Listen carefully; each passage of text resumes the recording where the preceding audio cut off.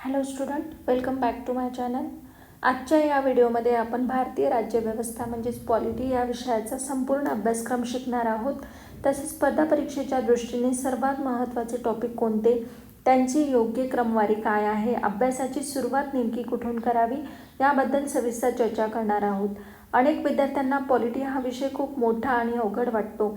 त्यामुळे नेमकं काय वाचायचं, कोणते टॉपिक जास्त महत्त्वाचे आहेत, कोणत्या भागातून वारंवार प्रश्न विचारले जातात आणि कोणत्या टॉपिकवर आपण सर्वाधिक लक्ष द्यायला हवं याबद्दल संभ्रम निर्माण होतो. हा संभ्रम दूर करण्यासाठी हा व्हिडिओ तयार केला आहे आणि तो व्हिडिओ तुम्ही शेवटपर्यंत बघा. या व्हिडिओमध्ये मी तुम्हाला फक्त टॉपिकची यादी सांगणार नाही, तर प्रत्येक टॉपिकचं परीक्षेतील महत्त्व, त्या टॉपिकमधून साधारण कोणत्या प्रकारचे प्रश्न विचारले जातात आणि अभ्यास करताना कोणत्या मुद्द्यांवर विशेष लक्ष द्यावं याबद्दलही मार्गदर्शन करणार आहे. चला तर मग आपण आता सुरुवात करूया. पॉलिटी या विषयामध्ये आपल्याला इम्पॉर्टंट टॉपिक जे आहेत ते 17-18 टॉपिक आहेत. त्यातील कोणते मुद्दे महत्त्वाचे आहेत ते बघूयात. तर सर्वात पहिले आपण राज्यघटनेची निर्मिती या टॉपिकबद्दल बोलणार आहोत. आता राज्यघटनेची निर्मिती या टॉपिकमध्ये आपल्याला काय करायचे आहे, तर राज्यघटनेची मागणी कशी झाली, मागणी करताना कोणकोणते मुद्दे त्यांनी महत्त्वाचे मांडले. तर सर्वात पहिले 1934मध्ये एम.एन. रॉय यांनी संकल्पना मांडली. एम.एन. रॉय यांनी संविधान सभेची संकल्पना मांडली. त्यानंतर 1935मध्ये काय झाले, 1940मध्ये ऑगस्ट ऑफर आली, 1942मध्ये क्रिप्स मिशन आले. याबद्दल तुम्हाला रीड करायचं आहे राज्यघटनेची निर्मिती या टॉपिकमध्ये. त्यानंतर ज्या महत्त्वाच्या सभा झाल्या, महत्त्वाच्या तारखा कोणत्या होत्या त्यातील जसं की 13 डिसेंबर, 24 जानेवारी 1950, 22 जुलै 1947 या तारखा तुम्हाला कशाबद्दल आहेत ते करायचं आहे. तसेच मसुदा समिती, त्यातील अध्यक्ष, सदस्य, हंगामी अध्यक्ष, हंगामी उपाध्यक्ष, मसुदा समिती पहिली बैठक किंवा इतर बैठका कोणत्या झाल्या, कशा झाल्या याबद्दल देखील तुम्हाला यात अभ्यासायचं आहे. तसेच इतर ज्या समित्या झाल्या त्यांचे अध्यक्ष कोणते होते ते देखील तुम्हाला यात वाचायचं आहे. त्यानंतर आपला दुसरा जो चॅप्टर आहे तो म्हणजे राज्यघटनेची वैशिष्ट्ये.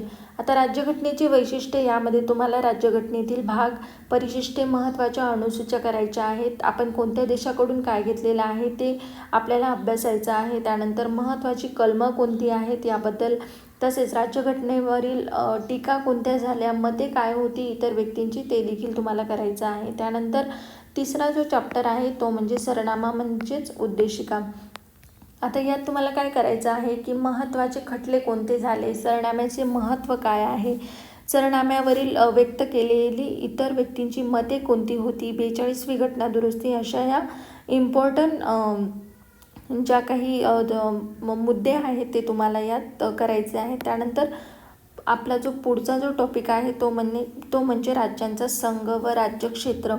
आता यात आपल्याला काय करायचे आहे, ते कोणत्या भागात येतात याबद्दल कलमे कोणती आहेत हे यात तुम्हाला करायचं आहे. तसेच जे महत्त्वाचे आयोग आहेत जसं की धर आयोग, JVP समिती आणि फजल अली आयोग याबद्दल तुम्हाला करायचं आहे. आणि प्रत्येक राज्यांची निर्मिती कशी झाली, कालानुक्रम काय आहे ते तुम्हाला यात करायचं आहे. तर नागरिकत्व या चॅप्टरमध्ये तुम्हाला कलम 5 ते 11 याबद्दल माहिती वाचायची आहे. तसेच मूलभूत हक्क. आता मूलभूत हक्क यामध्ये तुम्हाला काय करायचं आहे की मूलभूत हक्क आपण कोणत्या देशाकडून घेतले आहेत, कोणत्या भागात आहेत ते, त्याबद्दलची कलमे कोणती आहेत, कलम 12 ते 35 यामध्ये तुम्हाला डिटेलमध्ये अभ्यास करायचा आहे. तसेच मार्गदर्शक तत्त्वे यात तुम्हाला काय वाचायचे आहे, तर ते कोणत्या भागात आहेत, त्याबद्दलची कलमे कोणती आहेत, मार्गदर्शक तत्त्वांचं वर्गीकरण कसं झालं आहे, जसं की समाजवादी, गांधीवादी, उदारमतवादी या तत्त्वांबद्दल तुम्हाला वाचायचं आहे. त्यांच्याबद्दल जी महत्त्वाच्या घटना दुरुस्त्या झाल्या आहेत, 42वी घटना दुरुस्ती, 44वी दुरुस्ती, 86वी दुरुस्ती, या घटना दुरुस्तींबद्दल तुम्हाला अभ्यास करायचा आहे. तसेच जे महत्त्वाचे खटले होते, गोलकनाथ खटला, चंपक दोराईजन खटला, या खटल्यांबद्दल तुम्हाला देखील अभ्यासायचं आहे. त्यानंतर जी मार्गदर्शक तत्त्वे आहेत जसे की 335, 350A आणि 351 याबद्दल देखील तुम्हाला वाचायचं आहे. त्यानंतर आपला पुढचा जो महत्त्वाचा मुद्दा आहे तो म्हणजे मूलभूत कर्तव्य. आता मूलभूत कर्तव्यामध्ये देखील तुम्हाला ते कोणत्या भागात येतात, कलमे कोणती आहेत त्याबद्दल जी 86वी घटना दुरुस्ती आहे त्या घटना दुरुस्तीबद्दल तुम्हाला वाचायचं आहे. त्यानंतर जी 11 मूलभूत कर्तव्य आहेत त्यांचा डिटेलमध्ये अभ्यास करायचा आहे. कालानुक्रम त्यांचा वाचायचा आहे. त्यासाठी आपण कोणती समिती स्थापन केली होती त्या समितीबद्दल अभ्यासायचं आहे. तसेच मूलभूत कर्तव्यांवर कोणाची काय मते होती, कोणी काय टीका केल्या होत्या हे देखील तुम्हाला यात अभ्यासायचं आहे. त्यानंतर पुढचा जो चॅप्टर आहे तो म्हणजे घटना दुरुस्ती. आता घटना दुरुस्तीमध्ये देखील ते कोणत्या भागात येतात, कलमे काय आहेत, किती प्रकारच्या घटना दुरुस्त्या आहेत, घटना दुरुस्तीची प्रक्रिया काय आहे, घटना दुरुस्तीवर कोणत्या मर्यादा आहेत, तसेच त्यांच्यावर कोणत्या टीका झाल्या आहेत हे देखील तुम्हाला यात करायचे आहे. त्यानंतर पुढचा चॅप्टर आहे केंद्र राज्य संबंध. आता केंद्र राज्य संबंध यामध्ये आपल्याला ज्या 3 काही महत्त्वाच्या सूच्या आहेत त्या सूच्यांबद्दल वाचायचं आहे. केंद्र सूची, राज्य सूची, समवर्ती सूची यामध्ये आत्ता किती विषय आहेत, पहिले किती विषय होते, घटना दुरुस्ती कोणती आहे याबद्दल तुम्हाला वाचायचं आहे. 42वी घटना दुरुस्ती आणि महत्त्वाचे आयोग जसे की सरकारी आयोग, पुंछी आयोग याबद्दल तुम्हाला वाचायचं आहे. तसेच त्यानंतर पुढचा जो चॅप्टर आहे आपला तो म्हणजे राज्यपाल. आता राज्यपाल इतका इम्पॉर्टंट चॅप्टर आहे की आपल्याला प्रत्येक वर्षी त्यात प्रश्न विचारले जातात. आता राज्यपालांबद्दल जी महत्त्वाची घटना दुरुस्ती आहे ती म्हणजे 7वी घटना दुरुस्ती. त्याबद्दल अभ्यासायचं आहे. त्याविषयी नेमणूक कशी होते राज्यपालांची, पात्रता काय आहे, नेमणुकीच्या अटी कोणत्या आहेत, त्यांचा कार्यकाळ काय आहे, त्यांचे अधिकार काय आहेत याबद्दल अभ्यासायचं आहे. तसेच त्यांना कोणकोणते अधिकार आहेत, विधेयक काढण्याचा अधिकार, क्षमादानाचा अधिकार याबद्दल देखील वाचायचं आहे. राष्ट्रपती आणि राज्यपाल यांच्यातील घटनात्मक वेगळेपण कसे होते ते देखील तुम्हाला या तक्त्याद्वारे तुम्हाला अभ्यास करायचा आहे. त्यानंतर राज्यपालांच्या विशेष जबाबदाऱ्या यांच्याबद्दल देखील तुम्हाला वाचायचं आहे. त्यानंतर पुढचा जो चॅप्टर आहे तो म्हणजे मुख्यमंत्री आणि इतर मंत्रिमंडळ. जसं आपल्याला राज्यपालांबद्दल महत्त्वाची कलमे कोणती आहे तसंच यांच्याबद्दल देखील आपल्याला महत्त्वाची कलमे कोणती आहेत ते पाठ करायचं आहे. त्यानंतर त्यांची नियुक्ती कशी होते, शपथ, कार्यकाळ, वेतन, इतर अधिकार कोणते आहेत ते देखील यात आपल्याला वाचायचं आहे.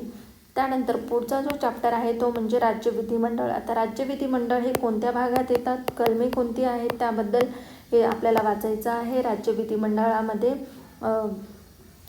विधिमंडळामध्ये आपल्याला बघायचं आहे की विधान परिषद, विधानसभा याबद्दल आपल्याला माहिती वाचायची आहे. तसेच त्यांची रचना कशी असते, कार्यकाळ कसा असतो, अध्यक्ष, उपाध्यक्ष, सभापती, उपसभापती, राज्य विधिमंडळाची अधिवेशने, विधान परिषदेचे स्थान, राज्य विधिमंडळाचे विशेष अधिकार कोणते आहेत हे आपल्याला राज्य विधिमंडळ या टॉपिकमध्ये वाचायचं आहे. तसेच पुढचा जो आपला चॅप्टर आहे तो म्हणजे महाधिवक्ता.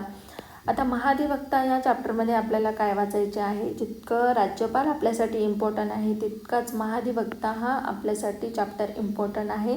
प्रत्येक वर्षी आपल्याला विचारले जाते महाधिवक्त्यांबद्दल जे काही महत्त्वाचे 3 कलमे आहेत ते 3 कलमे आपल्याला इथे करायची आहेत.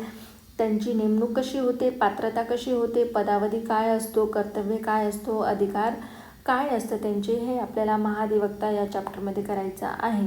त्यानंतर पुढचा जो महत्त्वाचा टॉपिक आहे तो म्हणजे उच्च न्यायालय.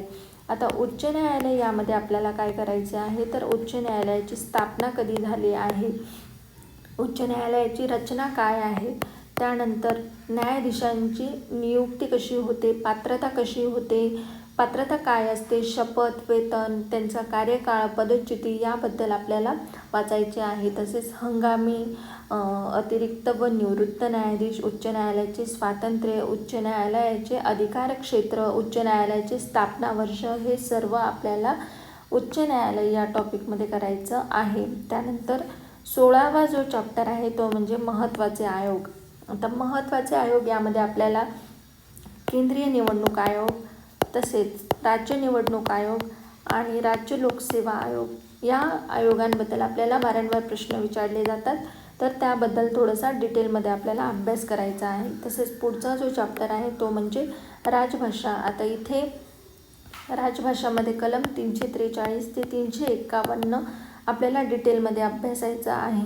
त्यानंतर केंद्राची भाषा, राज्याची भाषा, न्यायसंस्थेची भाषा, अभिजात भाषेचा दर्जा याबद्दल आणि अधिकृत भाषेवरील संसदीय समिती हे आपल्याला राजभाषा या चॅप्टरमध्ये शिकायचं आहे. त्यानंतर पुढचा जो चॅप्टर आहे तो म्हणजे पंचायत राज. आता पंचायत राज म्हणजे कलम 73वी घटना दुरुस्तीमध्ये आपल्याला कलम 243 ए पासून ते कलम 243 ओ पर्यंत डिटेलमध्ये ॲनालिसिस करायचं आहे, डिटेलमध्ये वाचायचं आहे. अगदी इम्पॉर्टंट आहे. याबद्दल आपल्याला दरवर्षी 2 ते 3 प्रश्न विचारले जातात. त्यानंतर ग्रामसभा, ग्रामसभेचे अधिकार काय आहेत, सरपंच, उपसरपंच, ग्रामसेवक, ग्रामविकास समित्या आणि थोडंफार आपल्याला इथे 74वी घटना दुरुस्तीमध्ये वरवर वाचायचं आहे. तर इतकं तुम्हाला पंचायत राजमध्ये हे करायचं आहे. पंचायत राजसाठी मी तुम्हाला किशोर लवटे सरांचं बुक प्रेफर करायला सांगेल. त्यानंतर हे जे आहे आपल्याला पॉलिटीचे हे जे एवढे महत्त्वाचे मुद्दे आहेत ते आपल्याला एम लक्ष्मीकांत या सरांच्या बुकमधून करायचे आहेत. मी तुम्हाला बुक लिस्टचा व्हिडिओ देखील टाकलेला आहे, तो व्हिडिओ तुम्ही बघून घ्या जर बघितला नसेल तर. आणि हे पॉलिटीचे जे महत्त्वाचे टॉपिक आहेत परीक्षेच्या दृष्टीने कंबाईन ग्रुप बी आणि ग्रुप सीला याच्या बाहेर आपल्याला कोणताही प्रश्न जाणार नाही. ही आपल्याला आयोगाची एक प्रकारची चौकट म्हणता येईल.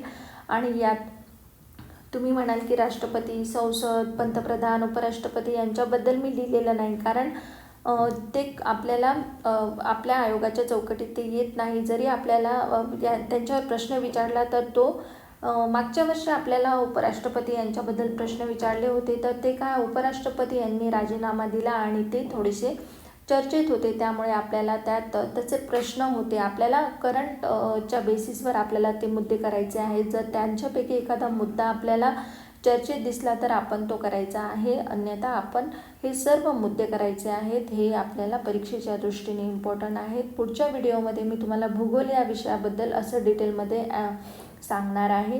तर त्यासाठी तुम्ही चॅनलला सबस्क्राईब करा आणि व्हिडिओला लाईक करा. थँक्यू.